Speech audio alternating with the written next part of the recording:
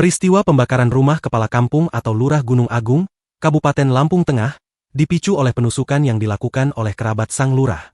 Kapolsek Terusan Nunyai, Ibtu Daniel Hamidi mengonfirmasi hal tersebut.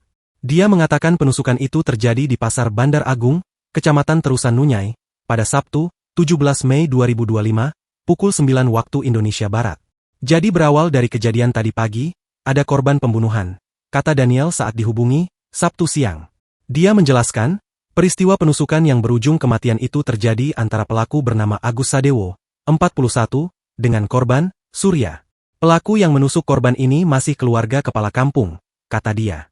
Penusukan itu berawal dari pertengkaran antara korban dengan pelaku terkait masalah bantuan sosial pangan beras yang diduga diselewengkan oleh sang kepala kampung bernama Sukardi.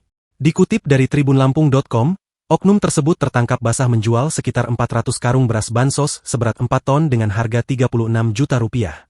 Setelah isu tersebut mencuat, ada duel maut yang melibatkan kerabat Sukardi, Agus Sadewo, 41, dengan Surya. Secara kebetulan, korban dan pelaku bertemu di pasar, lalu terjadi keributan hingga terjadi penusukan yang dilakukan oleh pelaku. Akibat penusukan itu, korban meninggal dunia dan keluarganya tidak terima atas kejadian itu. Keluarga korban datang ke rumah kepala kampung, lalu membakarnya, kata dia.